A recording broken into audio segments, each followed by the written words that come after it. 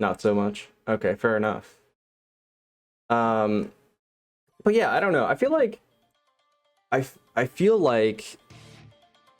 Samsho is just it's in that unfortunate area where essentially it just kind of came out in the like I feel like in a big changing of a guard type thing where it's like everyone realized how important the netcode of a game needs to be to kind of survive. And well, it was kind of hitting a breaking point. Mm-hmm. Because people were already really fed up with the delay-based netcode, and then we finally hit this point where, well, now we literally just can't even go to events anymore. What are we supposed to do? And then things really kicked into gear with the demands for RollBack. Yeah. And I think, I don't know if I remember correctly, like, or if Maki or Psycho remembers this, because I think I do, and that's the idea that essentially this was like SNK's kind of like first returning game, right? Because like they sort of had taken a break from making video games. I think they were, and if I'm not mistaken, weren't they like focused on pachinko, or was a new business owner? I feel like it was one or the other. More or less like that. It was, I think the last game before Samsho was King of Fighters 14, and there was basically the returning of SNK was actually with KOF 14, and then they start. I mean, KOF 14 started selling well, and people like received the game well. Yeah, and they are starting making profit, so they started to do focusing on other franchises that they already have. And the next one was Samurai Shodown, and basically it was the next evolution outside of King of Fighters, and it was well received, as you can tell. But in terms of it's a game that looks good, the returning of an old franchise, it's well executed in terms of gameplay, whatever. But the problem was that at that point, nobody really cared too much about the online. At that point, at that specific point when Samurai Shodown was out, because we had like tons and tons of majors and events and tournaments, offline and gatherings. So, yeah, the game was pretty much played offline, which was perfect.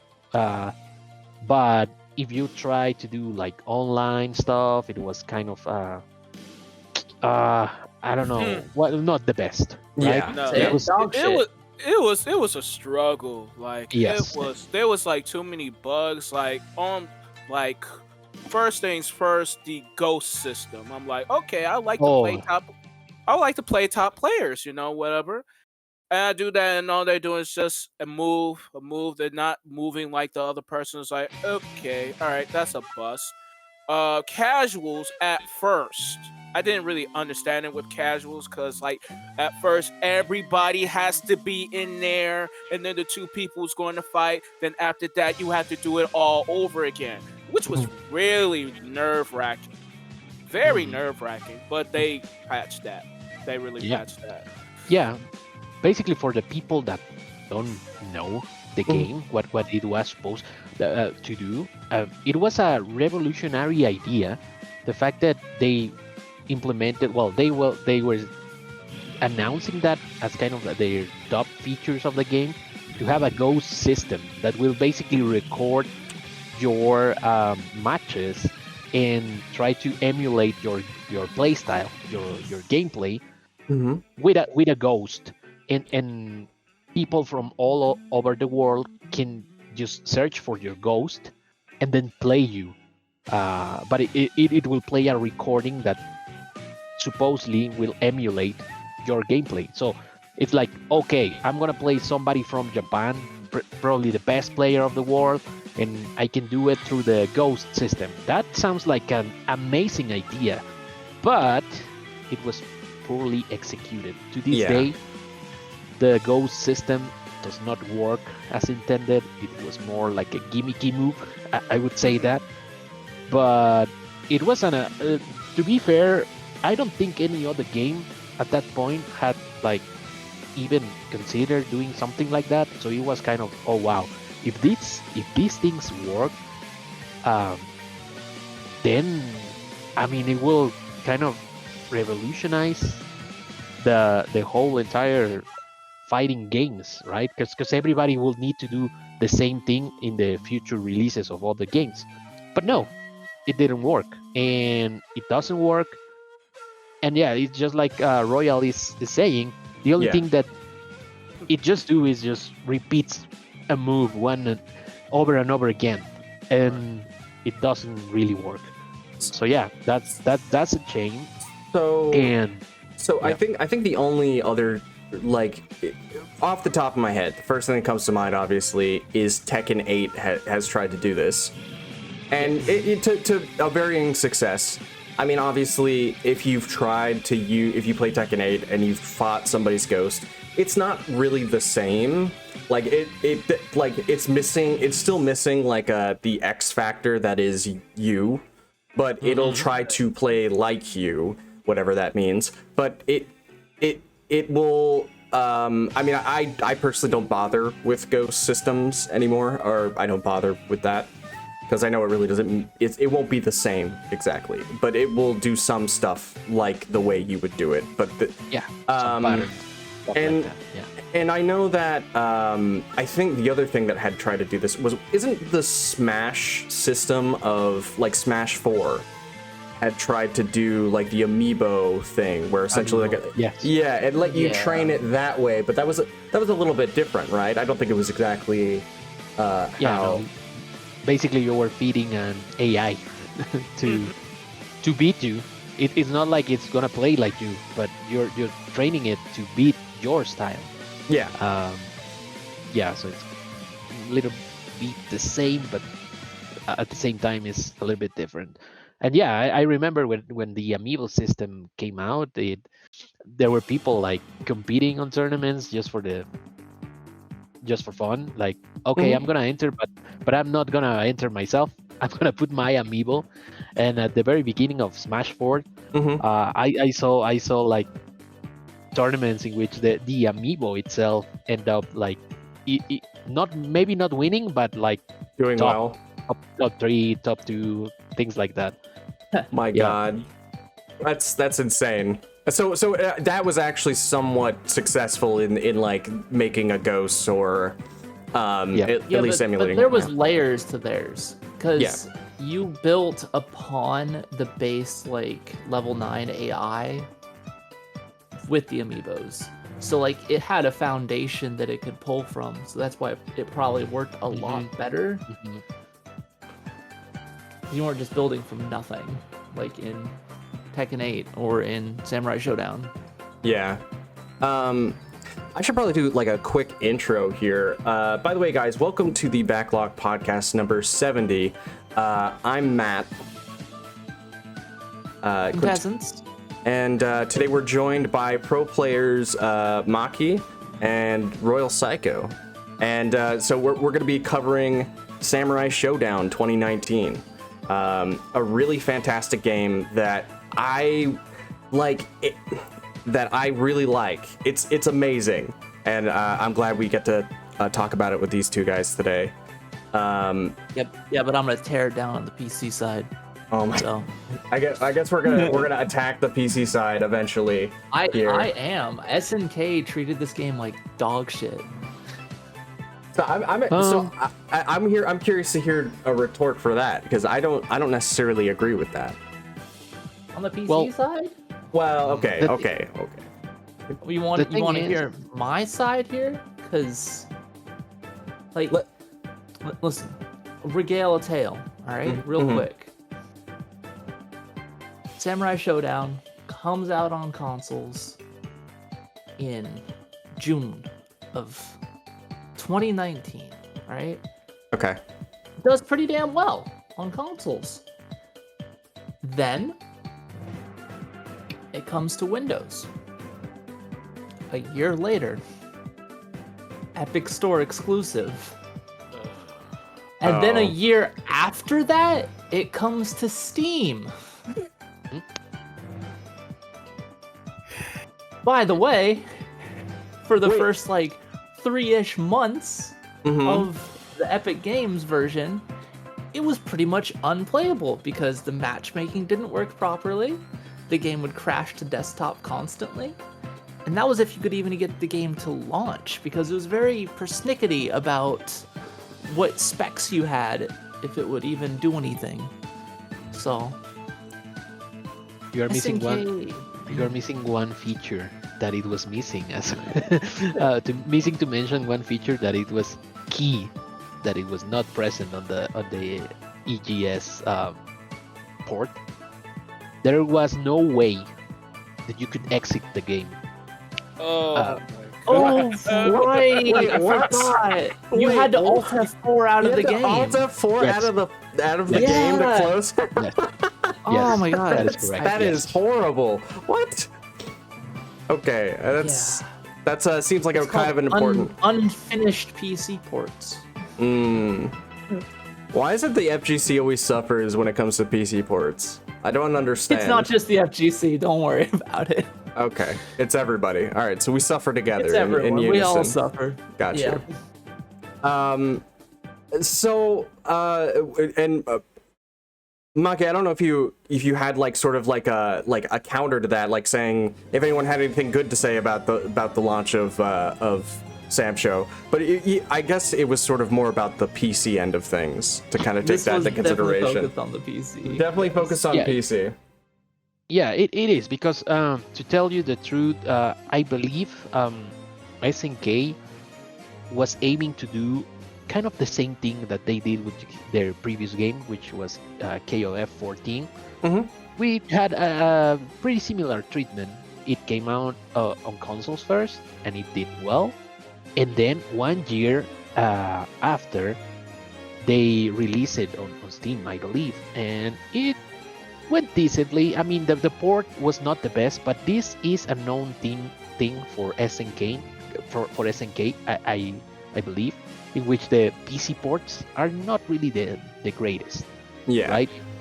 But it was okayish for the KOF 14, and then they tried to do the same thing, but I believe there was some business involved in terms of the EGS, the Epic Game Store, getting the exclusive first before the Steam version and whatever. So it was kind of the same behavior. Consoles first, 1 year later, then we have the PC port. But in between, there was a horrible, even worse version than the PC version. The Google Stadia version. Oh God! Oh, you know, I wasn't even gonna touch on that thing. First of all, I mean, reset the clock because I forgot that Google Stadia existed. So you know, knock that up on the board. If there was a timer, Most people did. Let's reset that clock. Yeah, and it was featured as one of the main games of that, I don't know, console system, whatever you want to call it. And it was it was trash. It was unplayable, but just you cannot play that.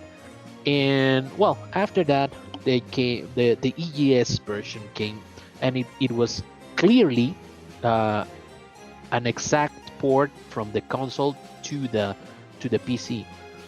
What the thing that makes me feel that way is the fact that they forgot the little aspects that work differently on the PC, like not having an exit option from the game. It's because the console actually does not need that. There's another method to exit the game if you want to, but they basically just took what they had for the, I don't know, PS4 console version, what you name it, and put it on a PC. And to be fair, it's like, okay, they did that, and they didn't took long to really add those little patches, but still the version was not great. the greatest. And then what happens is that, okay, here comes the Steam version. And then you notice, if you were like, okay, let's see what they did differently. And the answer was nothing, because it was the same exact port as the one on the EGS. So it was the same. And just to tell you, it was not playable online. People could not connect to each other. Sometimes the lobbies would crash, and then the matches will get like very, very, very bad. If you were lucky, if you can get some good fights. And on top of that, it was like, okay, this is the only thing that we have on PC.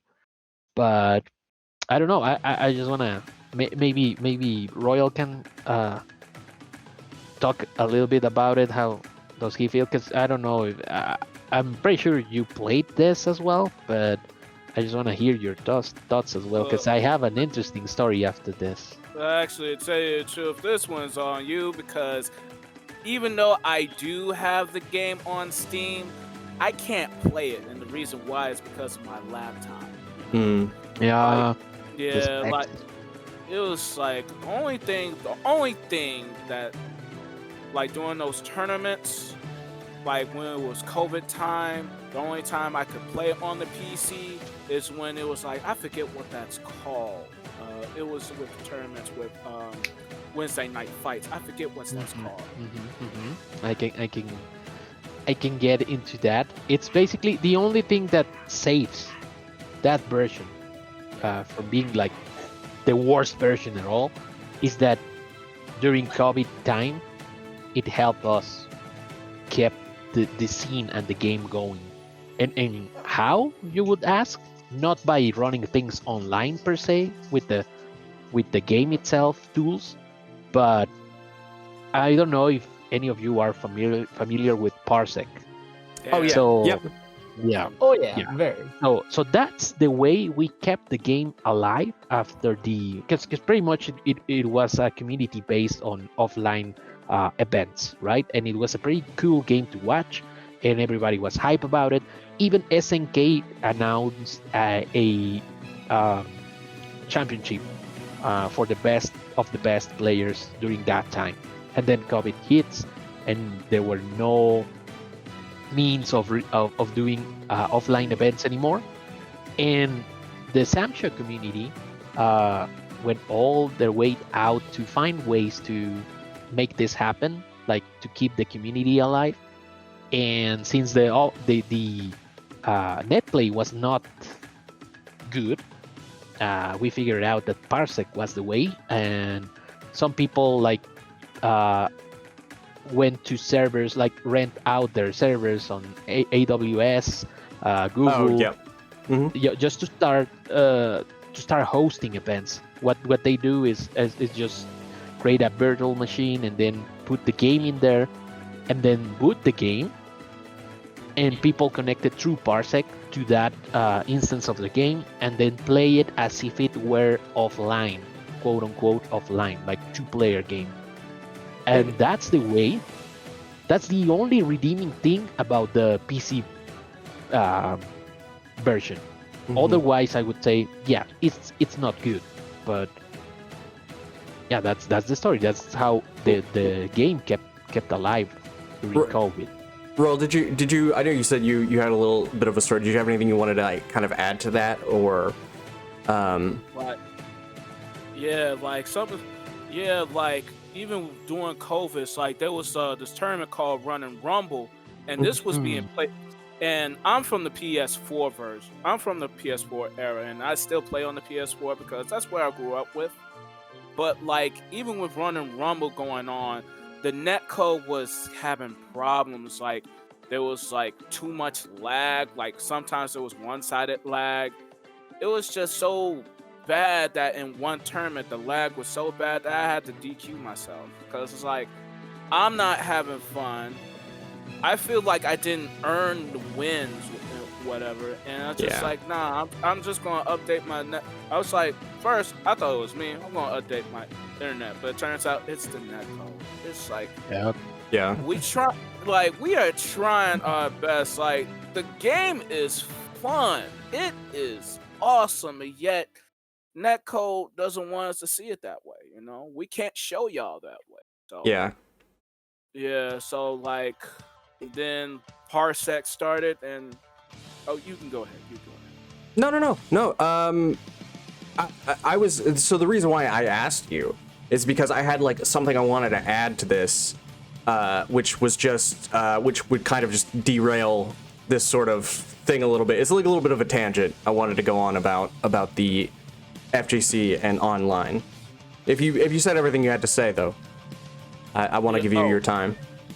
Okay then. Like with Parsec, man, it was good. Like, we had, not only at first it was just US, and then Canada, they got involved. Well, was it Canada or Mexico got involved first? But Canada, I think. Canada got involved, and then Mexico was like, "Yo, we went in," and like they came in. It was like a brawl. That's where like most of your like great online tournaments clash, and great online tournaments. It was live, but it was all we had. Like, some people, like, they gave up money just to do this. Yes. And it costs. Like, yeah, you could do it for the love of the game, do it for the community, but at the same time, it costs. And like, it did end it. I kind of wish it kept going, but it's truly understandable. It's truly understandable. Nothing really lasts forever. Yeah. But during that time, I would like to say I had fun. I really did have fun, and it was, as short as it was, it's still a little bit relevant today. And yeah, that's actually something that, like, a point I want to bring up about, like, I don't really follow too many other communities besides like the FGC and gaming in general, but I don't know if any other community like comes together like the FGC does when it comes to like playing together online and like making shit happen. And you can see it with like it reminds me of like how with Street Fighter Cross Tekken, how now like they have the rollback through PCSX. Is it no, it's RPCS3. They've got that, right? And like, and now I think like the best way to play Smash Ultimate is literally, I think it's like through like Yuzu or something like that. And I think that might have rollback. But it like hearing how like the Samsho community came together during COVID to just get to play together, that's fucking amazing. And it's one of the coolest things. Because, like, of course, you know, not only is it just like, hey, we want to play this awesome game, but it's like the community aspect being that sort of like the stronghold of Samsho. And, you know, like, let's see, like, that was like 5 years ago at this point. Maybe it probably sounds like it's probably around 4 years ago. But that's not a bad run for a fighting game. You know, some games don't last 6 months, you know, right. But for you guys to come together Mortal Kombat 1, I mean, like, people still play that. Hey, look, they at least have crossplay. Let's give them something. Last I saw, there was more people on MK11 than MK1. Well, okay. To be fair, to give a counterpoint to that MK11 had just gone on sale for $5, right, on Steam. And so did MK10. So, you know, come on, man. Are you gonna buy a full price game, or are you gonna buy MK11 and 10 for? I think I bought both of them for, I want to say, a combination of like $8, and I was like, oh, sick, buying those for PC. So yeah, I mean, I don't know, man. I can't really knock These games that. I'll never play. Fantastic. Hey, you don't know. We might have to play them. For the podcast, we might. We'll see what happens. But yeah, definitely one of like the coolest things is just hearing you guys talk about how, like, you know, like Canada and Mexico and probably I would imagine the US came together to kind of like help and get everybody to play as well, right? Yeah, they were like the pioneers. I mean, there was the community that held basically the Wednesday night fights, and yeah, during COVID, it was virtually impossible to really have a, I would say, legit event, because it's sometimes it would happen like SNK lobbies and netcode would play tricks on you, like, oh, today I'm not gonna let anybody connect, even though you connect with somebody. Let's say that, oh, it's me versus Royal. We tend to play like daily, whatever, but during tournament, just for today, just because I'm not gonna let you connect between you two, just for the fun of it, right? And it was holding up tournaments like, okay, now you try this, you try to reset your router, now you try to join first, now you try, we had to like go through all sorts of things and troubleshooting problems just to be able to play each other. So it was impossible. You cannot play, and the lag and all sorts of stuff, like the lobbies breaking during matches just because there was, at some point, even there was a bug that only happened to me once, but luckily it was during a tournament, an online tournament, and it was being streamed, that I was facing another person. We selected our characters and we went and just to get out, right? Like we always do. Yeah. But what we were seeing was not what really was being seen by the host. They were seeing a completely different characters. They were seeing, I don't know. I remember I selected Jubei and my opponent was Chizumaru at that point, and the people on stream, and this was recorded. We're seeing Kyoshiro, that I selected Kyoshiro, and my opponent selected Iroha, and it was like, why these two are playing these characters? Well, we don't know. Maybe they know, both of them know themselves very well, and they're trying to mix it up, whatever it is. And yeah, it was like, no, we picked our mains. Yeah. We didn't pick any of those characters, and it was like, okay, well, we need to report this to SNK because this is not what we saw. It was funny, but yeah. Bottom line. So was it just like two characters just doing wacky stuff, not even playing right? Like on the other side of things? Yes, like pressing heavies and just connecting just because, like, they were doing crazy stuff. But at the end of the day, it showed that the person that won actually won, but it was not with that character, and it was not doing any of the moves that it was showing. It was crazy, but yeah, I don't know how that could happen. It was just something very, very random. But just like that, you can see a lot of bugs, a lot of intermittent things on SNK lobbies. So it was impossible to play. So that is why the people from the US starting to look to alternatives to kind of play the game in a better way. So yeah, Parsec was an improvement versus the netcode that it has. The only sort of like similar experience, and I think definitely Quint can relate to this, was when I think we both did a review of Pocket Bravery when that first came out. And I don't know if you guys got a chance to actually like play that when it initially dropped, but essentially that game had a lot of like kind of similar issues where essentially just one day you start to play it and it just wouldn't work. But here's the flip side of that. That's being made by like 5 people, But I mean, Samsho might be too. I don't know. I don't know what the Samsho development team looks like. But like, you can kind of forgive like the smaller dev team of like an indie fighting game. You know what I mean? A little bit. But it feels like since Samsho, like with every fighting game that SNK has come out with since then, they've been able to improve their ability to make a fighting game with this new sort of like this comeback that they've had since like KOF 14. At least in my opinion. I don't know if anyone else is like has an opposite sort of reaction to it. How's that KOF 15 matchmaking? So hey, look. I mean, hey man, like baby steps. I get it. Hey man, you know what I mean? Like at least what I'm saying is they messed it up, okay? But at least we have RollBack now and crossplay, okay? They got those two things.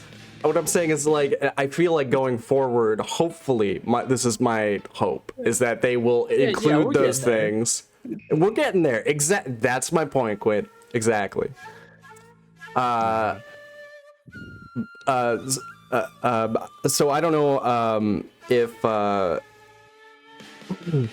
anyone had anything like, that they want to kind of like throw in there before we kind of like switch up subjects or anything. But Sure. I can like follow up a little bit with the conclusion of the state of Samurai Shodown at the moment, which is basically the evolution was PS4 offline worked like wonders, even though the launch has its problems and it was not a balanced game.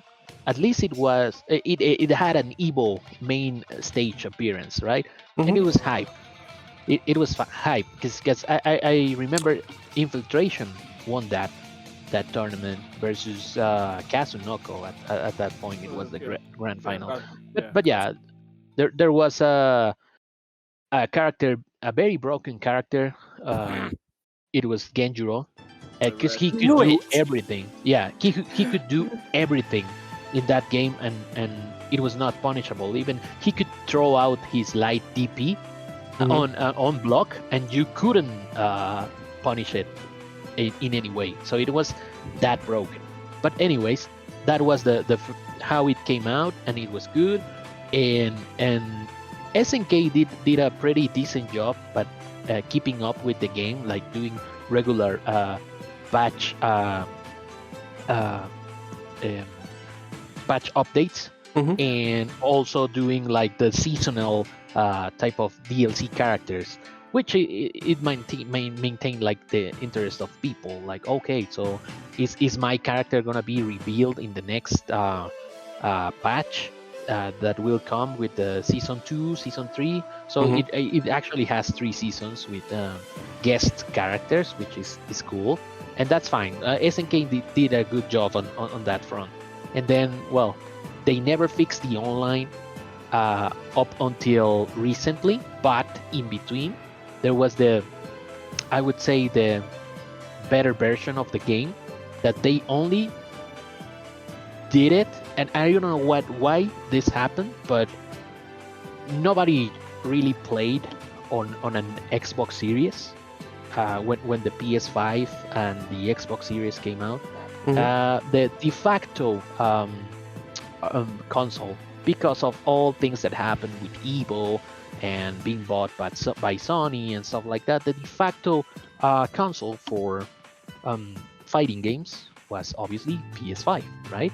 And SNK did the thing that they always do. Okay, let's port the game that we already have on the PS4 to PS5, but it's not an upgraded version, it's just a port. Yeah. But they did something different with the Xbox. They didn't do a port per se. They actually released an upgraded version of the game called Samurai Shodown Enhanced Edition, which runs at 120 frames per second. It's the first game that actually runs at 120 on that console. So it's kind of funny that they only did that for this game on that specific console, and really it went like, if I tell you this, you maybe didn't like know about it just until now, because I didn't know about it. But the thing is that the fact that it runs at 120 frames per second actually helps the online a lot. So really? It's the only console where you can play United States, Mexico, Canada versus Japan with delay-based netcode. And I'm not making... Go. Go ahead. I'm not making this up because Royal here and myself have had competed on weekly tournaments that Japan people has. Yeah. We need to get up pretty early in the morning to compete, but we actually can play them, and it's a pretty good connection. It really is. So it's the fact that it was released at 120 frames per second, even if it's delayed base netcode, it still works like wonders. And it's right now, it's the I would say tournament default for Samurai Shodown. Yeah, in any like any event, you name it, Frosty Frostings, Combo Breaker, whatever it is that they still have Samurai Shodown as a main game. They now run it on Xbox because it's the better version, and they of course they released the rollback on PC on the Steam version, which after a lot of back and forth and people testing and whatever, it's now a decent connection, a decent netcode, I would say. Mm-hmm. But still, even after that, the Xbox version is better in terms of netcode versus the rollback. That's insane. So, yes, very it insane. is. Like, if they, of course, they're going to do rollback for consoles. It's like, I'm even scared for Xbox Series at this point. Like, if you're going to make it better, cool, but just don't mess it up. Seriously. Don't. Yeah. Just don't. You know, if they messed it up, they're not going to put more money into it. They're not. That's the thing. Yeah. Yeah. Though I'll put it to you this way: what they could do, is it could be like Dragon Ball Fighters. I don't know if anyone had played the recent version of Dragon Ball Fighters with RollBack.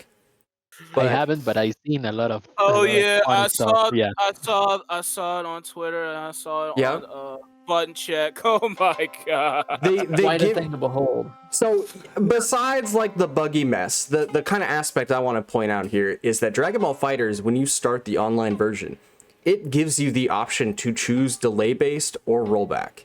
You can pick.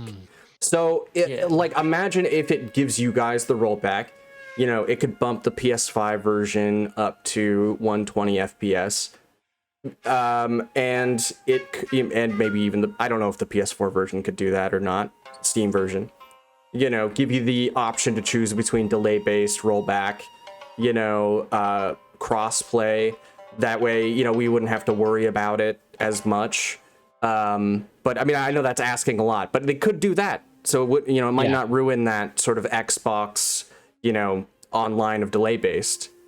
But it's really interesting. I actually didn't know. I didn't think of like how to make delay based work would be to increase your FPS actually in that version of a game. Like I never even thought of that.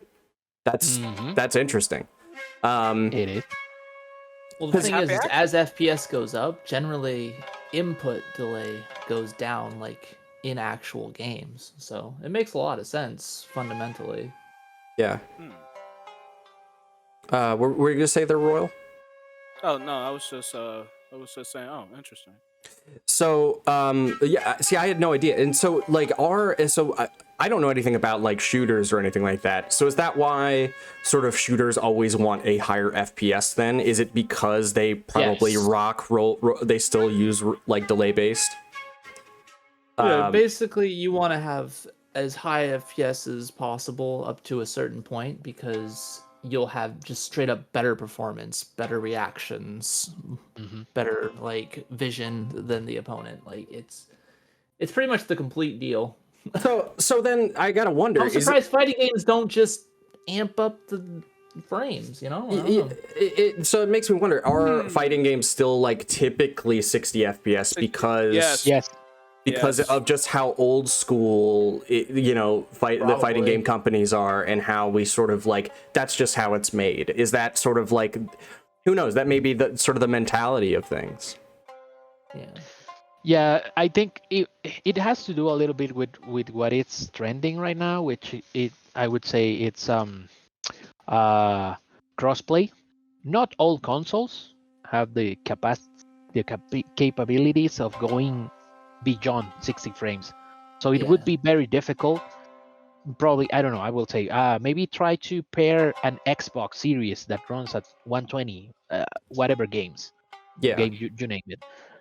Pair it with somebody that still has the PS4 version of the game, which does not run at 120. So either you would need, either it's not possible, or you will need to downgrade the Xbox version to Yeah. a lower FPS, and then you can pair them up. So as long as we still have fighting games that, like, just like the new ones, like, I don't know, I'm gonna name Street Fighter 6, right?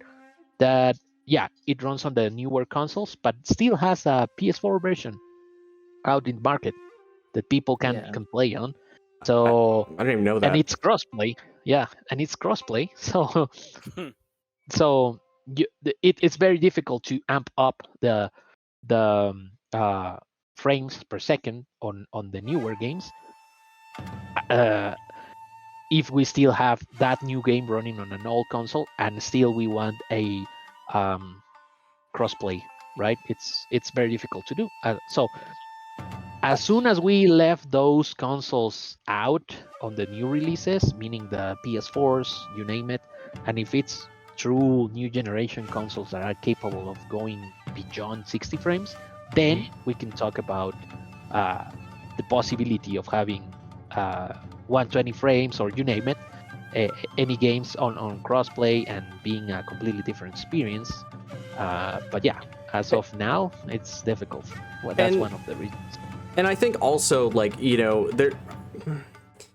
one big reason, why I think we have issues with sort of being able to push consoles is I think a lot of it has to do with form factor and the limitations to being able to, like, improve older hardware. Well, you've got what you got in terms of performance with a console, and a lot of times companies want you would imagine they would want a console to have a form factor that can, like, fit here just fine. It's not too big, and it's enough to kind of cool it enough to be able to cramp it in and sort of, like, still look like a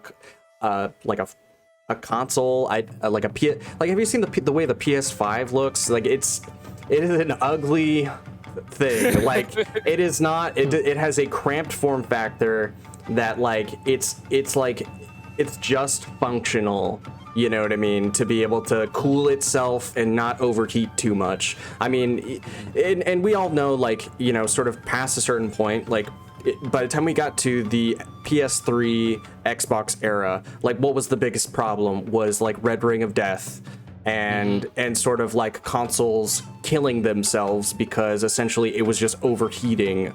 That's all. I would imagine that's a big part of why they may not want to push their sort of FPS.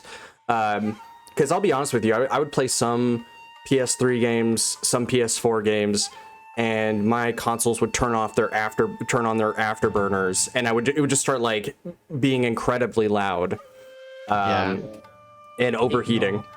Yeah, exactly. So it makes sense. But and I think it also is another problem that, consoles are the de facto, the version of most fighting games. And obviously it's because, and I think we all know this, but it's because essentially if you wanted to have like a beta for a PC version, right? And you're like, well, this will be the version we kind of designed the game after. You might as well just roll the dice and then hope that this person put their PC together okay, that they have, like, modern hardware. Like, it's just there's too many different variables, which is why they pick the PS4, PS5 version, Xbox version, and then they kind of just port it over to PC and then just hope to God it works out, and which is why I think Samsho kind of. The PC version is still, like, the RollBack is good, but it's functional. It's good. It's just not like, it's still missing, it's still not there yet. It does not feel as good as other fighting games with rollback. You know, Very close. yeah. And like I would kind of like say Tekken 8 also has this issue too, where like the online's good, it's very playable, and you know, I think it's better than Samsho, but it's sort of like, it's still like, it needs, there's something missing from the rollback factor. Like, it's never going to be perfect. You know what I mean? Yeah, definitely. Which actually makes me want to ask, what is the, like, when was the last time this game sort of got its big patch bump? Was it the Steam rollback patch that it received? Yeah, I would say yes, and they didn't like do anything in regards of balance or adding new characters. It was just the rollback, and it just happened for the Steam version. So before that, the last patch that we had was Season 3, which basically contained new characters, guest characters, and just a small and basic patch to balance things out. And that's it. And that was, I believe, I don't know if it was 2020 or 2021. I believe it was 2021. Yes, that was the last time. Yeah. Okay. Yeah, that was So 2021 was, you know, you got the rollback. Now, if I remember this correctly, I don't know if anyone can correct me on this, but go ahead. Yeah, rollback came. No, Season 3 was 2021. I think it was either 20. They were starting to do rollback in 2023. They did a test out for that, and rollback was 2023. So wasn't it that they had promised that the other versions, the console versions, were going to get rollback as well, and they just kind of never delivered on that as well, or? Yes, you're correct. There was a promise there, but we haven't heard anything about it, either a date or a cancellation. Like, okay, we're not gonna do it for consoles, so we are pretty much like waiting. Yeah, that's it, limbo. Yeah. And I kind of understand why it might be. I believe SNK right now it's putting all their resources into the new game that they are developing, which is City of the Wolves, but Fatal Fury, which is, it's understandable, but I think it's at some point we will have the rollback, either the rollback version for the consoles or an announcement by SNK saying, you know what, yeah, we are not doing it for X or Y reason, we are not doing it. But I believe as of right now, they are like, their full capacity is on the new game, and we are really not expecting them to update us with anything Samsho related, at least for now. Yeah. And I, you know, that sort of is a shame, because I feel like the game is still very buggy even now, and I don't know if that's, you know, I don't know if that's just because it's the PC version or what, or if it's, you know, the experience we had against each other with rollback, but we still experienced tons of bugs just playing the game, like times where, you know, I ran up with Galford, I did like 2 consecutive SPD or, you know, command grab motions in someone's face, being right next to them, and they both of them just whiffed in a row. You know, stuff like that, where like they had completely woken up and you know, there was no grabs. Yeah, Galford's still running in the opposite direction of the opponent when he tries to do like a slide kick, a running kick. It also seems to like to eat inputs, or I don't know, it has some kind of insane buffer built into it. I'm not really sure quite what's going on there. Like, I'll do quarter circle forward and it'll just give me like a DP. And I'm like, well, okay. Definitely definitely the PC version is the one that has the most bugs, even with SNK, like with the rollback version, like trying to iron out some of those bugs. It's still the buggiest version of them all. But yeah, I can understand. I can see. I've seen instances in which you might as well seen that Amaxa, the one that has the orb and attacks with a flying orb. Sometimes the orb disappears like mid match, and he like you cannot see it. It's still there. Oh no. The other playing is like poking you with that, and then you just don't see it anymore. It's like, okay, he's hitting me with air at this point because I'm not seeing anything, but it's just a bug, right? Yeah. Things like that happen, but only on the PC version of the game. Thank God we didn't have anyone playing that character. All right. Yeah. I mean, I think he popped up a couple of times, but nothing like that. I mean, not enough to where that had happened. Yeah, we only had like 2 matches with them.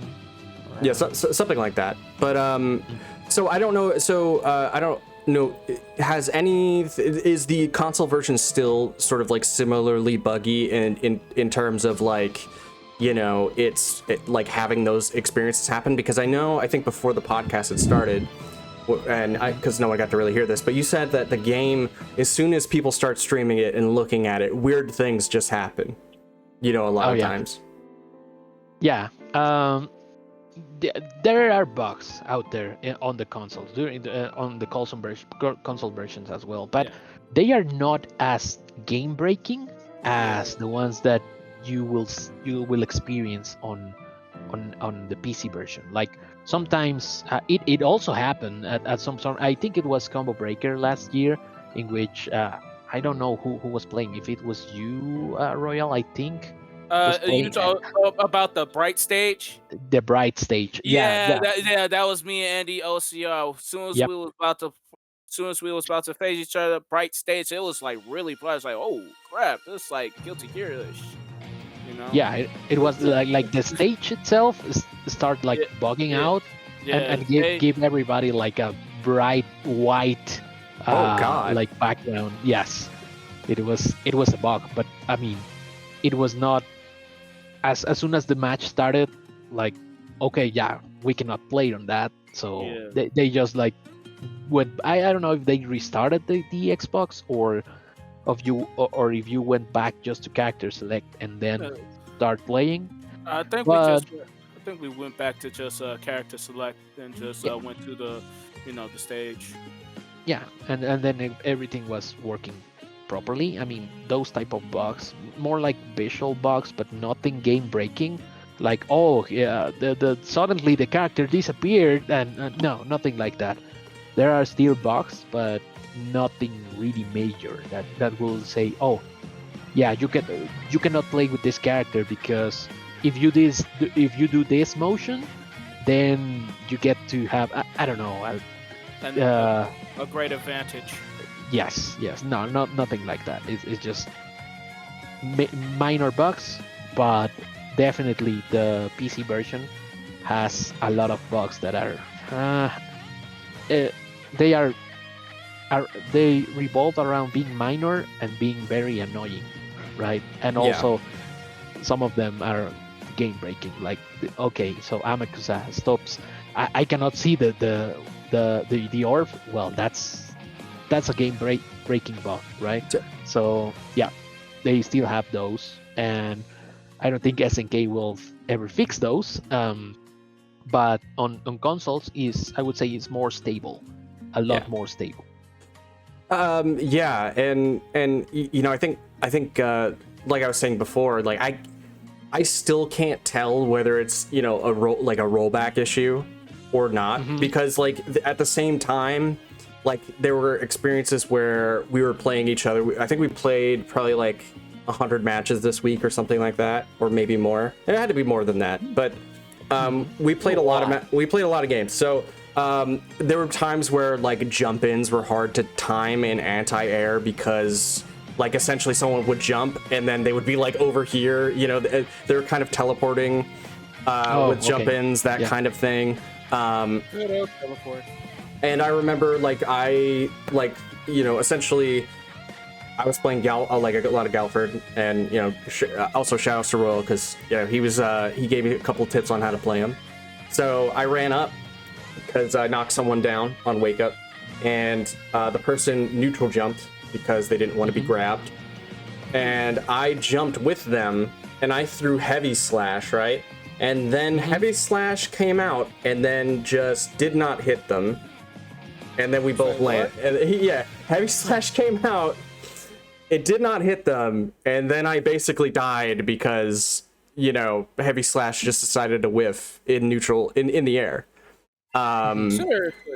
Yeah, so there was a couple of times where it was like that, where like I said, like I would be, I would try to do Galford's running slide, person standing here, Galford would do the running slide, and then turn in the opposite direction and go the other way. Like stuff like that where it was just weird. I had tons of like little weird bugs like that. I know I one of the first bugs I saw was actually, I think it was against, was it you two at Frosty Fausting, I think Maki had said, with Poppy killing Jubei. Yes. Yeah. Like he had done in Poppy's SPD, or his spinning pile driver picked him up, or spinning Izuna drop. And then killed him like off screen, which was just the game just seems like it has lots of little issues like that, where I feel like it probably it gave me the impression that this version of Samsho separates the Samsho community. Like a lot of people must love this game, some people might hate it. I don't know, they might stick with Samsho 5. I don't know if you guys have any kind of similar kind of stories with that. Yeah, there's a lot of people. Let me tell you something. And it's not because I'm doing like putting my propaganda out there or whatever, but it's just people that try the game on Xbox, either offline or online. They will feel very different, like towards the game. They might be coming from PC, where they say, oh, okay, well, the rollback is okay-ish. It's functional, but it's not the great, but I still can play with so and so and so. But I feel that the game is not, it's still has a lot of problems. Okay, then you put the Xbox and version in front of them and have them play, and they get a completely different feeling. Because it looks better on the Xbox, and also it plays a little bit different because since it runs at 120, you can actually react to some stuff that you couldn't before, right? So the game evolves into a next level. Like, oh, I couldn't do this before, but turns out it's actually something that you can do now, and then some matchups turned out to be different because you can confirm certain pokes or whatever, or you can do this and that, and it's pretty amazing how you can show that game to everyone that like shows interest in Samsho in one way or another. Like, I used to play PS4, I used to play I don't know, the rollback version, I used to play whatever, you name it, and then people play that and it's like, oh wow, I didn't know you could do this, I didn't know the game feels like this. And Royal can tell you about it, because as he was telling, he still is one of the few that play online on PS4, and he can tell you like what's the difference between one and the other in terms of gameplay. Basically, it's like, all right. Basically, I'm gonna give you a reference. Basically, Dragon Ball Z. Basically, playing on the PS4, Dragon Ball Z, you have weights. Like, it's a lot of weight to it. Playing online, a lot of weight. Even offline, there is still some delay. There's still some delay. And then you play on the Xbox Series S or X, the weights are off. Basically, you can move faster. you can react faster. Like one time, like I usually get hits with overheads a lot in Samsho, like a lot. That was like one of my weaknesses. But now I can react to it. I can react to it better on the Xbox than I could on the PS4, basically. So like even though like you're good, but and you react to it, but sometimes it's not your fault. It's sometimes the consoles. And right now, like okay, on Xbox, oh, I reacted in time. If you get hit, you probably didn't react in time, or maybe it's just a console. Yeah, Yep. big time. I know when, like, there was definitely times where I think I was playing against people online, well, Quint probably in general, where Probably. I was getting hit by overheads and I felt like I just couldn't block them. But Yes. it's Yes. it also it feels like, obviously other than heavies being like a death sentence in the game where it's essentially, you throw out a heavy and now you're going to take some big damage because of it. There were just times where I would just throw out any kind of normal. There would just be a shimmying of the character movements, and then all of a sudden I'd be like, "Oh shit, he's throwing an overhead!" And then I'm like trying to hold back, and then I'm getting hit by the overhead, and then the lag kind of adds to the panic switch that you're hitting there. But yeah, like I just I couldn't help but think like, man, I wish we could put more modern games on Fightcade. And just you play the game that way, because I the only thing I would want, like, if I was gonna go back and I was gonna like say, all right, I'm gonna go play Samsho right now, I feel like I would go and play Samsho 5 because I know that the online's gonna be really good, but Yeah. I don't know. I mean, obviously I don't know what the player base is over there, but I would just since we did last week, we did Garo. And I think we played 90% of our matches on Fightcade, some of them on the Steam version. And the Fightcade version feels great, other than, it playing on FB Neo for some reason. I really don't understand why that's still the default emulator that they choose to go with, because it's like a really old version of It'll work with it. That's why. Yeah. It's hard to change when you put that much that time into it, yeah, because it still has like lots and lots of like little like bugs, like sound bugs in general. But other than that, the online feels amazing. The deafening buzzing sound. Yeah, for sure. So let's see here. And I guess I sort of, want to say like all these like little things.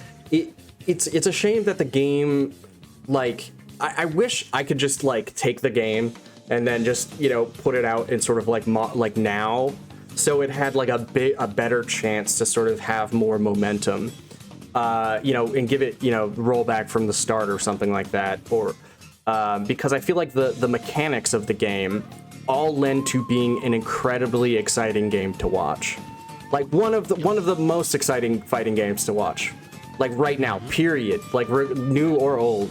It's very fun to watch, and I don't know if it was like the community or what, but like I sat down and I watched Frosty Fausting, and I think I watched Combo Breaker, and like I was just like every time like the crowd was getting hype, and I don't feel like I see that as much anymore with any other kind of fighting game where the crowd is just as excited as about what's going on, and like seeing like all these new things happen, or it was really great. I think the eSense system is like, I think it's fun. I think it brings like a whole nother level of like mind games to the game itself. Yo, yeah. Well, I don't know if you guys want to like touch upon that, like the mechanics of the game a bit. The mechanics of the game. Basically, it's pretty simple with the mechanics. It's really simple. You got your, light slash, medium slash, heavy, and kick.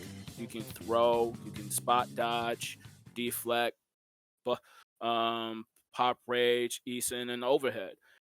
But here's the thing about Samurai Shodown. It's not really combo-esque. It's not combos is not important. It's in there, Yeah. but it's not truly important. It's all about strategy, footsies, true freaking footsies, man. It's like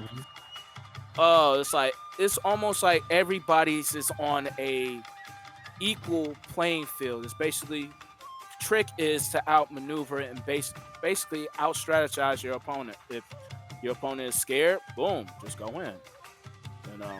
But it's really just that simple. It's really simple. It's hard to master. Don't get me wrong, it is very hard to master. It's very hard to be patient. And sometimes you going in, you got a plan, but they counter. How do you counter? It's usually a stalemate. And and that's what makes it very exciting. You could go toe to toe, and it'd be down to the one freaking life point. One life point. Everybody is scared to get close because if you get hit, you lose. That's how it is. Or like when people, like both opponents, pop rage last round, it's very tense. It's like he who moves first loses. It's like he who breaks loses. That's like, like the last Frost, not this year Frost, but last Frost when I faced against Maki and I E-sended, but he blocked and he E-sended basically. It's that. It's like that. It's never boring. Never boring. And that's the simplicity. I believe that the simplicity of the gameplay is what makes it appealing for people, because they kind of understand what's going on without having to know all the mechanics. Yeah, and it's hype.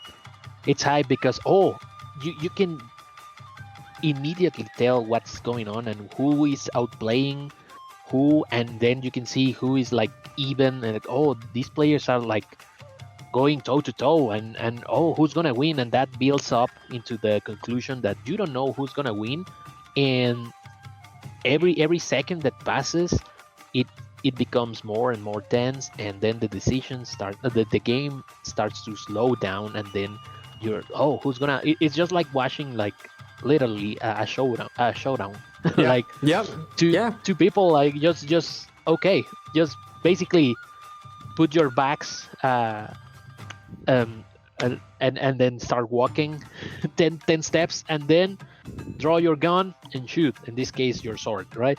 But it's more like that, like you don't know what's gonna happen, who's gonna win, and it's getting like more tense the more time it passes. So yeah, it's a pretty hype game. I would say I agree with what Royal was saying. It's the fact that it's simple enough to understand and hard to master is what makes it appealing for the crowd. The simplicity gives it its depth, which is like, it's kind of interesting, but like, and I think it's one of the most unique fighting games you can play right now, in my personal opinion. It doesn't play like anything you can think of. It's almost like it looks like a Street Fighter game. It looks like it's gonna be like your traditional Street Fighting game, but it's like it doesn't like it's like Dark Souls, right? Where Dark Souls is an action game, right? But it's really not, because you're really just swinging 1 to 2 times. And then you're moving, right? So Samsho is the same thing, where it gives you all of these tools that Street Fighter has, but you're not supposed to necessarily always use them like Street Fighter. You're not supposed to go in for big combos. It's a lot about like you said, preservation, spacing, footsies. Being sort of like the main driving mechanic. I know for me, like one big thing, like is like I said, like the E-Sen system, like the amount of different ways you can play mind games with just popping E-Sen is like part of the fun of it, right? Like I know, one time I was like, okay, so this time around I'm gonna use E-Sen, and I know this whole time I'm not gonna throw E-Sen because he doesn't have E-Sen anymore. But I'm always going to make him afraid to press. So then I just use that opportunity to just, run in, throw overheads, throw lows, whatever, because I want him to, worry about pressing buttons, whatever. Next time, okay, that, maybe that worked out, maybe it didn't. Next time I run up to him and I stand right next to him with Isen popped, and I'm like, press a button, please. Just press. I just want you to press a button. I dare you to press a button. And that's sort of like the simplicity of it that is so much fun, is like it is that sort of the depth of things that it sort of reminded me of the closest you could probably get to. The closest thing I could compare it to is like Soul Calibur in a lot of ways, because it doesn't really play like your traditional fighting game. Like it does have, Soul Calibur does have combos and juggles, but it really feels like it's not meant to, like you have like little short spurts of things, and it's really more about the footsies and movement. I don't know if anyone felt sort of like a same way to it or had that sort of relation to the game. Sorry, I know that was a lot, by the way. Yeah. that really was, but point. That was a good one. So okay, so like if you were going to sort of like, I think we talked a little bit before, but like if there was going to be a way to improve like Samsho by adding like a different mechanic, or like let's say there's going to be like a Samsho 2025 or something like that, where they're going to release essentially a 1.5 version of the game. What do you think like could be included mechanically? Like we obviously know about the RollBack. We know about like crossplay would obviously be in there. I think an improved lobby system would be fantastic too, because we only have the choice of going like one match, rotate. You can't skip intros. Like skip the intros. That's would be right there. Would be great. What mechanics specifically you think could be added to the game to kind of improve it? Rolls. Rolls? Rolls from like from Samsho 5 Special. Like actually, I played Samsho Special a little bit. Like the rolls was in the game, like with command grabbers. Mm-hmm. Like they would roll and then like do a command grab, or roll then do another special move. Rolls was really, I feel like it was really missed. Like in season 1, it was more on the stiff side because everybody's walk speed was like slow. It was like everybody was running. You still were running now, but like the rolls would actually would speed it up a little bit. Mm-hmm. That's what I feel. I think one thing that they could add, if I would say that they come back, I don't know, next year with Samurai Shodown 2019 Perfect or whatever you want to call it. Special, yes. Probably would be a different use of the rage meter. Like right now, you can pop the rage meter and then get Isen, which is fine and cool. But what about if you want to give it like another purpose? Like, okay, I'm gonna pop rage, but not exactly to get Isen, but maybe another type of mechanic. Like I don't know. Maybe a defensive type of, I would say Isen, quote unquote, but a defensive type. And that way you get to manage your resources and get to think about, well, am I gonna use Isen or am I gonna use it for this other thing that also gives me an advantage, but in a different way? Something like that. I mean, obviously it's just an idea. It's nothing like. No, it's interesting. It's interesting. Like the first thing that came to my mind for some reason is Injustice's clash mechanic, where you can kind of choose what you want to do, like to be able to get health back or something like that. So that, I mean, maybe that could be it, or maybe like an auto disarm or whatever it may be. Auto disarm, please no. I don't know. Hey, I'm throwing out ideas. It gives you a parry. It already kind of, it has an alpha counter, but Yeah, probably an enhanced type of move that you cannot get any other way. I don't know, things like that. I personally wish that can I ask you guys something? So like SSM, right, is something that I haven't been able to actually sit in the lab and work out.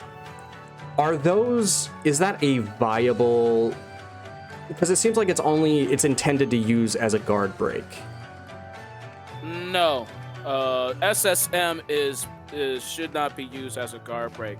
It's actually one of those moves. It's like if you got him on a deflect, or the dude did like a DP and it's over.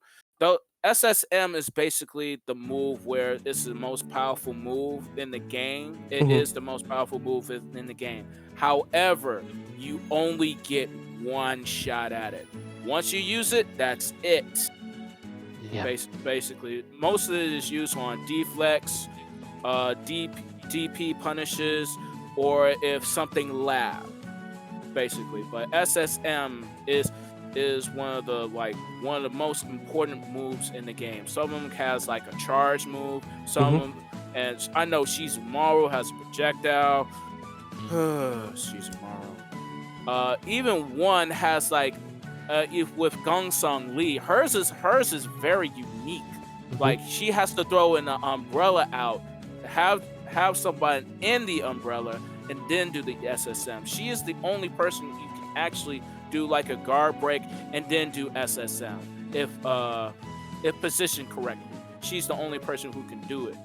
But if you do that, it's going to be half that. It's going to be half that, because every time you throw a person, everything gets decreased by half. All the damage get decreased by half. Yeah. Oh, it's half. Okay, I thought it was like 75%. No, it's half. So yeah, basically the SSM is intended to just you do a big read like deflect, or you block a DP or whatever, then you get rewarded by get the opportunity to connect the SSM at that specific moment. But if you do it that way, of course you're gonna get like 70% of the life of the other person, which is okay. But you just get that one opportunity. If you mess it, I mean, if you throw it out and it doesn't connect, either if it's blocked or it whiffs completely, you don't get the SSM again. That's it. That's over. So it's basically just to punish big mistakes, and if you have the right read. Basically it's meant to be like the ultimate punish. I would say that. Ultimate punish, ultimate combat factor. Yes. So I landed it once, twice. Yes, twice. You can only do it once. And what's best, and that's one of the good things about Samurai Shodown, you could be winning and you would still lose because of two mistakes. Those are two mistakes. We had a couple of moments like that where essentially one person was just really getting their butt beat for like 90% of the game, and then the last like 15-20 seconds, something like that, they just brought it back because of Isen and a couple of good reads. But I mean, so I sort of was thinking like how, again, the guard break or the disarm mechanic is something that's incredibly unique. So when you do disarm, does that leave you vulnerable to, like, do you get a free Isen? Do you get a free SSM when that happens? Like, is it only in that moment after the guard break exactly? In the guard break is throw. We're going to do guard break. Is a guard break is throw? Actually, what I meant to say was disarm. I was thinking like SSM is like used for disarm, right? Is that what you had said, or was it? Yeah. Okay. Yes, yeah. it's good. My bad. Yeah, it's good, but like for disarm, basically it's a free punish. Now there are limits, and I did lab this. Light punch is basically you have the least amount of time, but you can still get like a heavy or a SSM in, but no grabs, unless it's SSM, but no grabs. Medium is a bit longer than the light one, and then heavy, you get automatic disarm, and it's the heaviest. Basically, it's the heaviest one. But yeah, when you do that, you get a free punish. You can, I don't know if you can do like a jump in deep combo with that. But yeah, it's basically a free punish. Like, do your most punishing move or combo that you know, and if you have weapon flip, boom, there you go. Cash out, baby.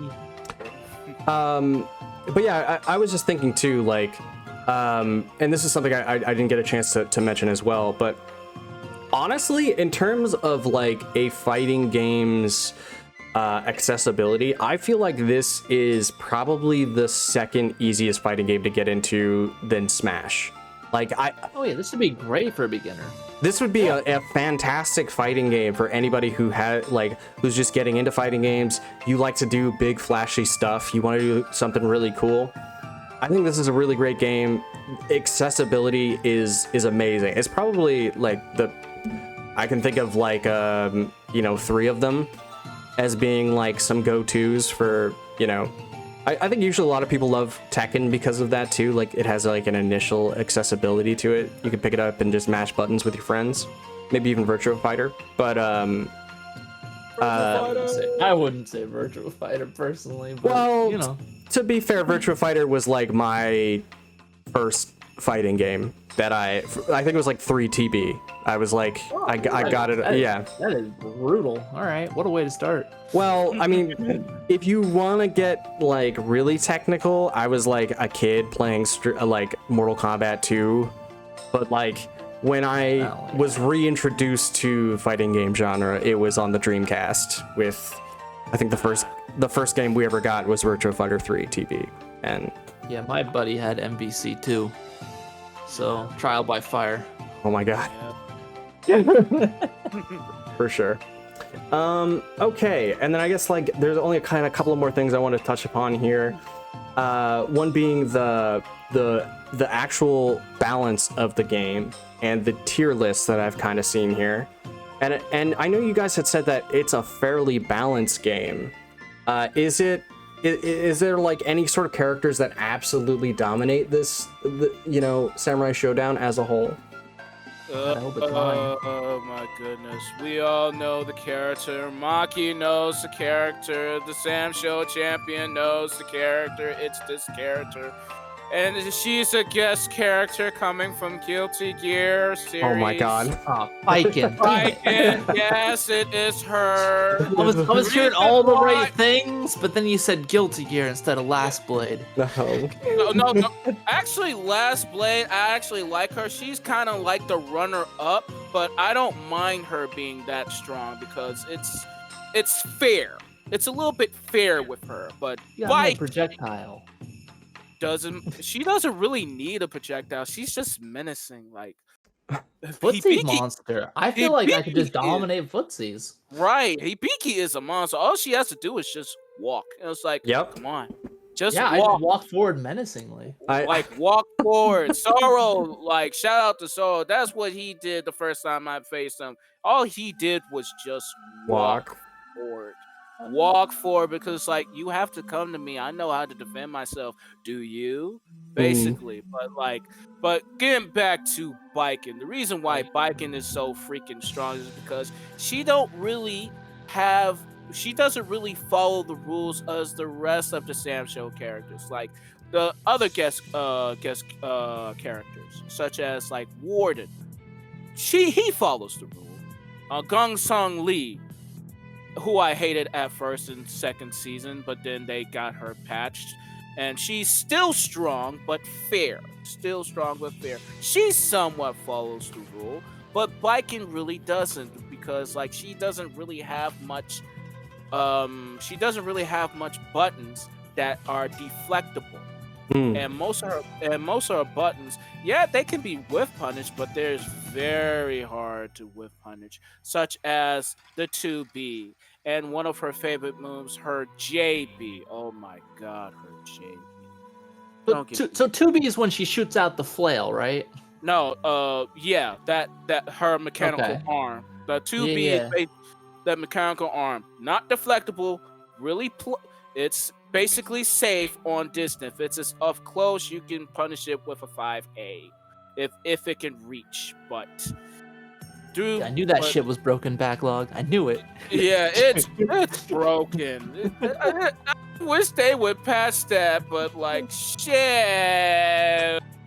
I don't know if you can curse on here. That's fine. It's all good. I got my ass whooped by a Biken, so I was like, what the hell are these moves? I feel your pain, man. I feel your pain. But even with saying that, everybody is actually viable. Like even Kyushiro, in this game, he's weak. I wouldn't say weak, but he's like hard to win with. Basically, he's more of a defensive type character. He has good buttons in the neutral, and he can like anti-air good. But what's worse about him is he's more of on the defensive side and not on the attacking side. Basically, he can throw a fireball, but if you block it up close, it's punishable. Yeah, he has a DP, but on his landing, it's too, how DP punishes are. And yeah, he has a backdash TP, but at the same time, once again, it's more punishing. Like, I do like it that his frog is now unblockable. It's kind of like a long command grab now. Yeah, learned that the hard way. But still, like, he's viable. You just gotta learn your character. Like, everybody is viable. Like, B-Boy Sonic X with his Woo, he came a long way with Woo. At first, it's like, okay, this character trash. Like, no. After B-Boy Sonic with it, I'm like, no. Or like Lou Stairs, aka Anton, shouts to them. No. This character is strong. It's just you gotta learn the character and see what they can do. Yeah. Once you learn, man, the world is oyster. Yeah. And yeah, that was like one thing I think I saw. I was looking at tournament results, and a lot of it was just like very, very different. So many different characters. Like there wasn't a lot of repeats as far as the few tournaments I looked at. And that sort of, I feel like, is a big credit to the game, is sort of like we had said before, the simplicity of the system, I think, translates to a more balanced game, if that makes any sense. Yeah. I just think that the game is at a point where it needs like a couple of patches and to fix some things, because I still feel like a lot of those characters have that DLC privilege that some of the other people aren't don't have. It feels like some of the characters feel a little bit like Eddie Gordo. Like Warden does some absurd damage. I don't want to whiff against Warden. Yeah. Warden is a hard lesson, a hard first lesson, man. Like you're like, I don't know how to play against this character. You'll regret it. Yeah, I took 60 damage with 3 slashes, and it was not a good time. It was a bad time, in fact. Yeah, I was like, oh boy. Like Quinn felt bad, for me. He's like, oh yeah, that last hit isn't real, and it's like, oh, thank you. He had mercy on me, and I was like, okay, fine, thank you, but it really feels like it needs like just one more patch. Do you guys think that RollBack would change the pace of this game? Do you think it would breathe new life into it? I mean, I mean, that's something that we believe that could happen, because I mean, to be honest, the game in a competitive scene still holds up. Not as it was in 2019, obviously, but the game still is featured in several major tournaments as a main game, which is pretty impressive for for a game that came out in 2019 that still has presence like that. And it may not be the biggest tournament in terms of entrance and whatever, but it still holds up in the sense that it's kind of all the time. It's more like the hundreds in which we're talking about attendees, like maybe 100, maybe 120. It hovers like around those numbers, which is an okay-ish number for a big tournament. So the fact that it still has presence in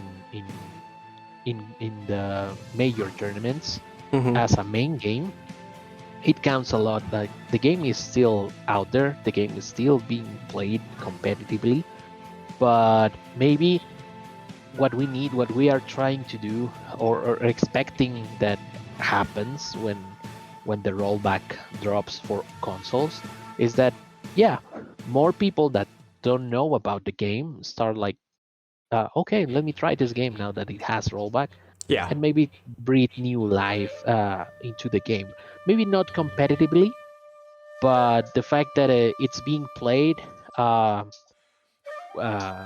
more and more people, definitely it's a good thing to have, because we will have maybe some of those people will be interested in competing, and but basically it's a pretty good game, and I think if the rollback works for consoles, it might breathe new life into it. Yeah. Give us all 120 FPS.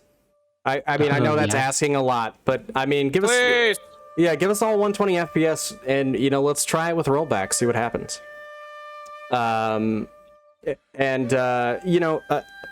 would say, the game. I actually think maybe with a special version, let's say, this special version comes out, they give you, I don't think it's going to get any more DLC. I feel like that might be asking a lot, but hey, like we got 3 seasons. Yeah. One to two more balance patches, some rollback, some crossplay, and just slap a special sticker over it featuring Dante from the Devil May Cry series, whatever you want to do. And then, I think this could be really good, and just include all the DLC. I think I had gotten this game because my friend's like, hey, this game's on sale. It has all the DLC included in it. You don't have to go, because that's one of the traps of Steam. I don't know if you guys use Steam a lot. One of the big traps of it is the game's like $9, but it has like $30 worth of DLC, or $15 to $20 worth of DLC that's not included in the game.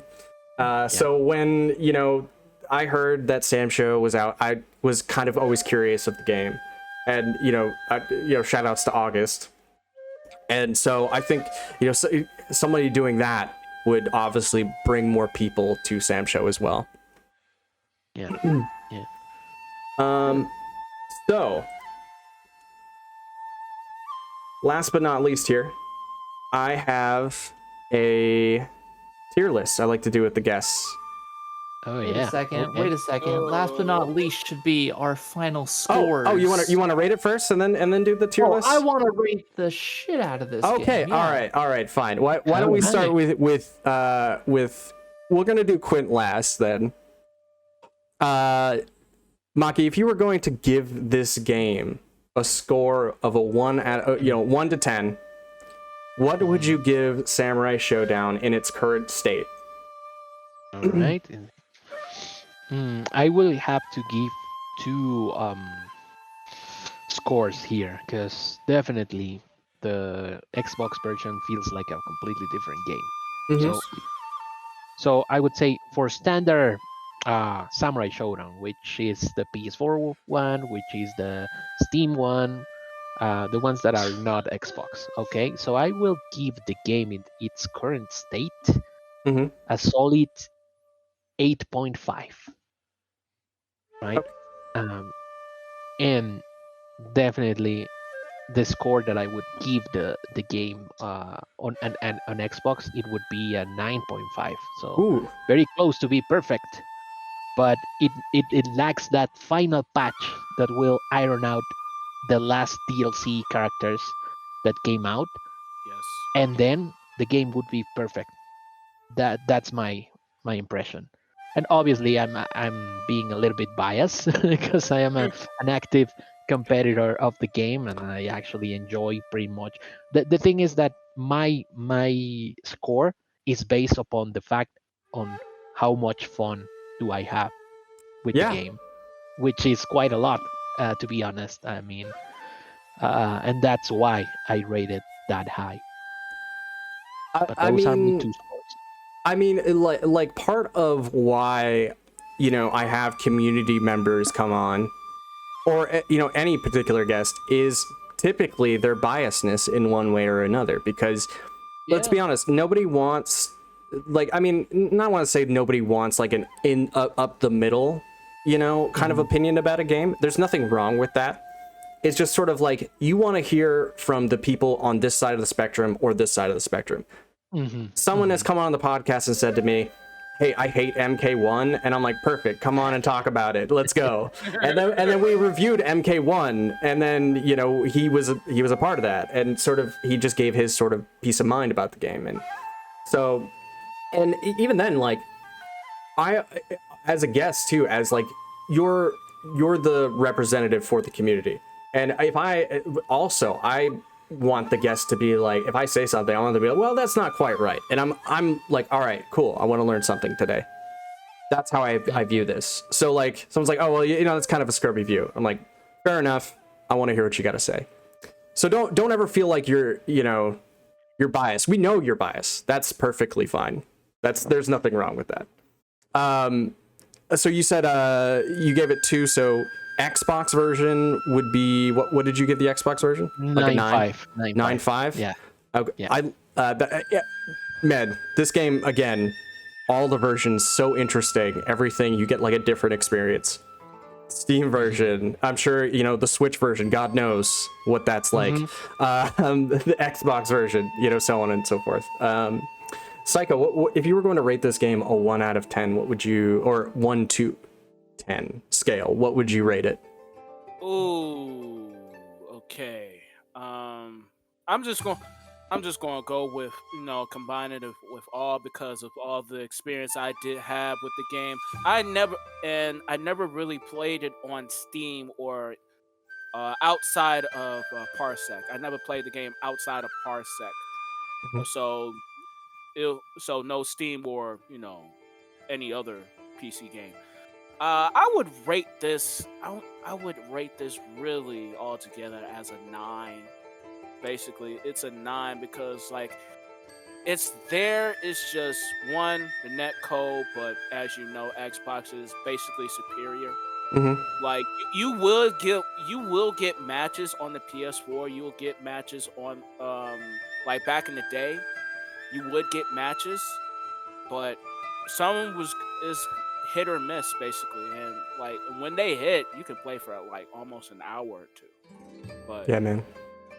Yeah, like the concept is good, the mechanics is good. It feels like it's old school, but once again, it's like it's missing something. And as Maki said, it's just missing one more patch note. Just one more patch note. Just balance out everything. If you're gonna be done with the game, be done after that, because because yes, I'm saying it. Biking is strong. It's like she's too strong. Yeah. I'm saying it. She's too strong. She's too strong. Yes, I've learned how to deal with her for now, but still, nerf to B and her jumping B. That's what I'm saying. That's what SNK, please. This was actually just an emergency like video we're making for you, SNK. Please nerf biking. Do it. Quint, if you were going to give this game, what would you give? What would you rate this game, Quint? So I'm close. Okay, so my only experience with the game is on the PC. Mhm. So obviously my score will reflect that. And I feel like I'm at a 7.5. Damn. Okay. All right. Yep. Well, okay, so like I feel like the game's just not quite there yet. SNK's handled it extremely poorly in most regards, especially on the PC. Yeah. And the rollback that we got kinda half-assed. Yeah. It kinda definitely half-assed. doesn't feel the best. It's not but as yeah. bad as like Street Fighter 5, right? But it's not very good. It's better than Delay, but you know, low ass bar. So that, along with like the various bugs and the very weird input buffer that they have going, where I'm like doing forward and then quarter circle forward and then get a DP out of that somehow. That kind of stuff. Feels like some inputs are occasionally just lost into the ether, which is probably another side effect of the weird rollback. But whatever. So like so I can't tell personally if sometimes that's also a feature, because not to be ironic, not to say a meme here, because I don't know, but I have noticed that, like, let's say I swing like a medium slash or something, right? I might swing one medium slash. Next time I input a DP motion, whatever, for a command grab. If I don't delay the slash enough, I will just get another medium slash. And I don't know if this is just me, or if that's, maybe I'm pressing the button too fast or something like that. Can anyone relate to this? I didn't experience that. I did it multiple times, where I pressed a button and then I press input DP, press it again, DP doesn't come out, I just get another slash, and that. Meanwhile, I get random DPs. Crazy. Let's combine our powers. Let's we'll have a functioning controller. It'll be great. What button did you press? I think it was stand medium slash. I don't know. Yeah, I think it was stand. It was like stand medium slash. And stand medium slash, and you were doing what character? Who I was playing. I think I played strictly Galford, but yeah, you were pretty much Galford the whole time. I think so. This is not like maybe a one-to-one example. I have to say that it could be like I could be misremembering, or I could just be misinputting things. I was just trying to say if I was alone in this scenario here, but so with that, I don't hate the game. That's right. Like, yeah. I would love to have another Samsho where they actually put more into like the PC side. Like, Please. maybe advertise it some more, because truthfully, I barely even knew that 2019 Samurai Shodown was coming. Like, that was true. almost nothing. It just kind of, whoop, here it is. Wait, what? And it's at Evo. Oh, okay. Yeah. Sure. That's a problem that SNK usually has. Their marketing department is kind of lacking in terms of doing their work with any game, not just Samurai Shodown. Yeah, it's basically any game. I've seen a lot about City of Wolves, at least, so maybe they're learning. Maybe. Hopefully. That's the word. Hopefully. But Backlog, what would you give yours? So first of all, I'm gonna say, like, I'm surprised you gave it that high of a rating. That's why I said damn, because I was like, you gave it a 7. I thought you were gonna give it like at least a 6. No, I don't feel like it's bad. It has problems, but the foundation there is really solid. It's a fun game. It's a fun-ass game. I'm gonna take off a bunch of points for how poorly it was handled and how poorly it was maintained, but it's still a fun-ass game that I enjoyed playing for 2 weeks. For sure. Yeah, and hey, that just goes to show you, we played it for 2 weeks. That says something, right? Like, We did. That's more than one. I think I tried to watch an episode of Velma, and I made it 14 minutes into the show, and I was like, nah, man, I can't watch this. This is not, like, 14 minutes, I finished it 2 just weeks. to see how bad it was. I don't know how people watch that show. I'll be real with you. It's awful. I can't stand it. Anyway, I would give it I'm gonna go ahead, I'm gonna give it an 8. I'm gonna give it a strong 8. I think I might give it a 7, but I feel like even if you like were just someone who enjoyed fighting games, you know, maybe didn't play them all the time, you could still pick it up, play through in arcade mode, you know, play with your friends, you know, every here and there, and still have a great time. I still feel like it's worth a purchase, especially with it typically being on discount nowadays.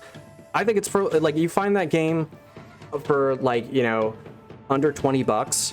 I think it's absolutely worth a buy if you can get all the DLC and everything with the game. I think it's worth purchasing. Very much a Discord fighter, pretty much. Right now, it does feel, yeah, it's definitely a Discord fighter. I hate calling games that because I feel like it's sort of, but if we look at the Steam charts, look. First of all, okay, that's not fair. 14. That's not the entire community playing right now. That's not the entire community. Steam PC, Come on, man. I know, but like looking at the PC side, if you're gonna buy it for PC, know that to find matches, you're gonna have to put in some extra work, like convincing your friends to buy the game. Yeah, man. Convince your friends to buy the game. Keep Samurai Shodown alive. Or you can join the 2 Samurai Shodown Discords I'm gonna have linked in the video. So that's true. That's true. You could follow these guys on Twitter or YouTube or even Twitch, and then, you know, talk to them about the game. Yep. And, you know, or, you know, come join us. We'll play the game. Hey, man, I made a whole Samurai Shodown subject, and so people can go find information that they want to find, whatever it may be. So I'll load it up again occasionally. Yeah, man, I would love that. That would be great. So kind of delving into the very last section here. Sorry, guys, I don't mean to keep you. You're trapped here. You're trapped. Can't leave anymore. Yeah. Where is it? Share my screen. Is it Discord? Please. Discord, please. Please, Discord. Giga list. Discord. I can pop this. Oh, there it is. It's like in a like a phantom zone type thing in the middle of the screen. It's really weird. But go live. Not working on your stream. Here we go. All right. So, see if we can. This it here. Oh, podcast 2. There we go. Podcast 2. And then I'm gonna go ahead and. I can see it now. All right. So you guys should be able to join the stream here, and if you can see the list of games we have here. So here's how this works. Essentially, the guests get to move a game 3 spaces. You can either move a game up or down. Either way, you can move 3 games up or down. However you want to do it, you get 3 moves. And you can place you can say like, hey, I don't feel like this game belongs here. This game's trash. I'm gonna move it down to like F tier. It's worse than bad. It's terrible. I think, you know, there's also games we haven't played. But I don't know if you have an idea of if you feel, one of you feels like, where is Samsho? I think There it is. Yeah. There it is. It's an A. Oh yeah. It's right here in A. Bottom right A. Yeah, that stays right there. There. Yep. So with that, Maki, would you like to go first in terms of picking where these games belong on this tier list? All right. Yeah, for sure. Okay. I would leave definitely Samurai Shodown on A. That's fine. And I would say, Controversial take, honestly, based on previous people. I would say Dragon Ball Fighters. Even though I like the game, I think it's placed very high. I would say A. So I would move Dragon Ball Fighters from A plus to A. And let me see what we have here. Mind you, we can go anywhere. We can go to the bottom too, like with haven't played as well. And if it's in the, mind you, if it is in the bottom, there's only two other things I forgot to mention here. If it's in the bottom, you can move it to any place you want. If it's S tier, you cannot move chicken tenders. Those have to be in S tier. Okay, those can't move, unfortunately. That's okay, just... I'm gonna. Yeah, I see one that we can move. Street Fighter 5. Okay. We can move it from there. It's not an A plus game. It is not. So I would. Can you scroll down and let me see what's below A? So I want to move it to B, to be honest. Wow. Okay. Yeah, that's gonna be all your moves though. Yeah, that's it.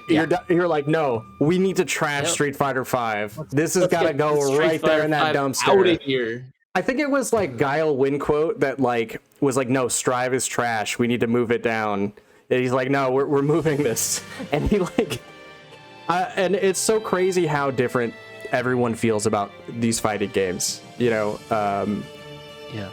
So that leaves you, Royal. Where do you see anything here that you want to move? I don't know if you want to go down to the bottom and move any specific fighting games or what.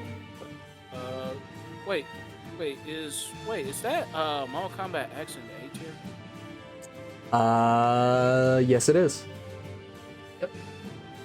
Ooh, you know what? I'm going there. A little bit controversial here. Mm-hmm. We're going move that to A plus, cause I feel like MKX is really good game. It has a lot of diversity in it, a lot of styles. Yo, I really enjoy that game, man. I miss playing with Smoke. I miss that Smoke. Yeah. All right, let's go down.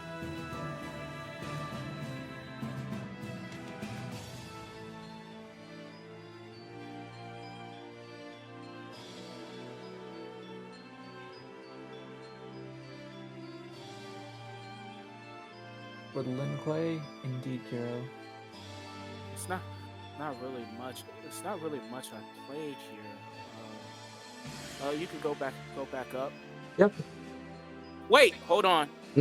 Oh, there it is. Go down. Hey. Oh, there it is. Samsho 4. Believe it or not, Samsho 4 is basically my first game I actually ever played. Like, well, not really first, but like really like, oh, I played Samurai Shodown 1, but like Samsho 4, that really got me really interested. It was like, we can't do anything with these, or you can move this yeah. Is this Samsho 4 right here? Is this it? No. Amakusa Revenge.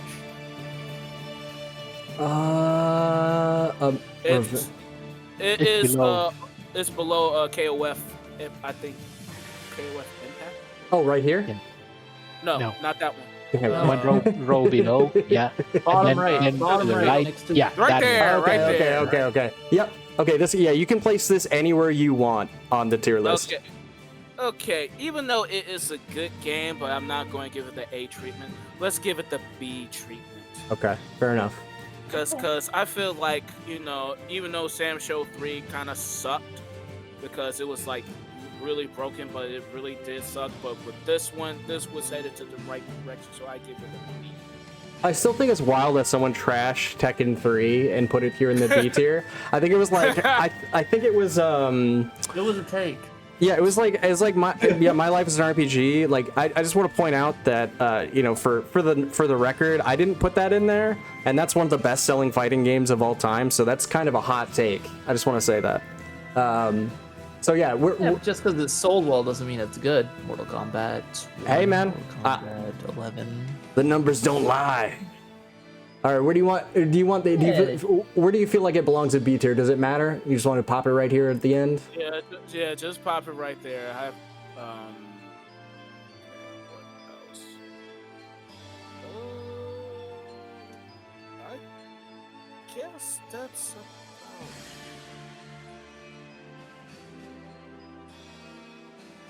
Yep, that's about it. All right, man. Fair enough. So with that, I have a motion here. you have a motion? I believe we should move Oh my god. Blue Fantasy Rising to Okay. A+ tier with the advent of Rising. Rising is incredibly good. Does anybody want to contest that? Does anyone want to contest that take? Well, to tell you the truth, I can't really contest it because I haven't really played Rising. Yeah, Alright. me neither. So Fair enough. Where's Grand Blue? There then? is a free-to-play version. Oh my god. It's in B tier. B tier? Oh yeah. I'm just looking for it here in B tier. B tier? What's it Or doing no, in it's B in, tier? or it's in A. Is it in A? It's in the middle of A. There it is. Oh, that you think this belongs in A+? I think it does, yeah. That's a take. Oh, okay. Hey, you know what? Yeah. Since he Yeah. didn't make a third move, then we'll take that. All right. Let me see if I can actually close this stream out real quick. Hold up. So with that, Maki, where can people find you, man? well, usually I am very active on Twitter because I tend to daily post Samurai Shodown highlights from the community. So you can see little clips here and there. I also have a YouTube channel where I post mostly shorts and TikTok as well.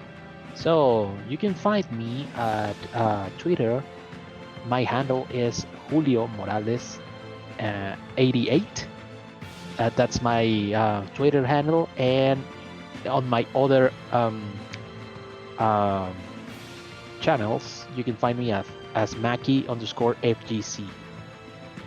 And he will be linked in the description, and also in the podcast and the video description, so you should be able to find him in there. Royal, where can people find you, man? Well, you can also y'all can find me on Twitter. My handle is RoyalPsycho, but the is at RoyalBadness88. That's a capital R, capital B, and 88 is the numbers. You can also find me on YouTube. That's RoyalPsycho Gamer. I normally post, try to do more videos, like from my streams and like matches I had online, and also you can also find me on Twitch. It's RoyalPsycho63. That's my Twitch handle on Twitch. All right, awesome, man. Quentin, where can people find you, man? Here on the Backlog Podcast, of course. Weekly-ish,